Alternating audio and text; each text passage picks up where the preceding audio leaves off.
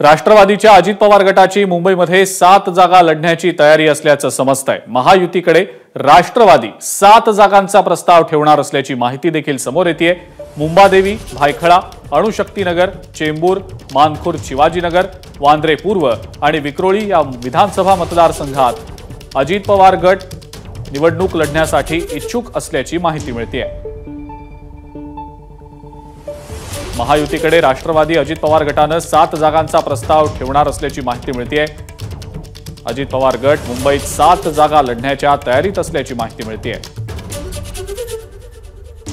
मुंबईतल्या जागांचं वाटप नेमकं कशा प्रकारे महायुती करणार हे देखील पाहणं महत्त्वाचं असणार आहे, कारण मुंबईतल्या विधानसभा मतदारसंघांवर तीनही पक्षांकडून जास्तीत जास्त जागांवर दावे केले जाण्याची शक्यता आहे। निलेश बुधावले आपले प्रतिनिधी या संदर्भातली अधिक माहिती आपल्याला देत आहेत। निलेश, काय नेमकी माहिती?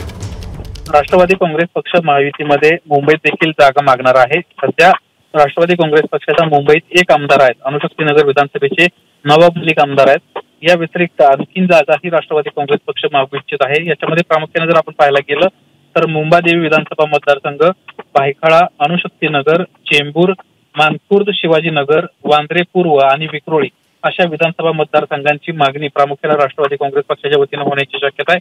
यामध्ये प्रामुख्याने जर आपण पाहायला गेलं तर काँग्रेसचे एक माजी आमदार जे आहेत ते मुंबादेवी विधानसभा मतदारसंघासाठी इच्छुक आहेत आणि ते राष्ट्रवादी काँग्रेसच्या राष्ट्रीय अध्यक्षांच्या संपर्कात आहे अशी देखील माहिती मिळते।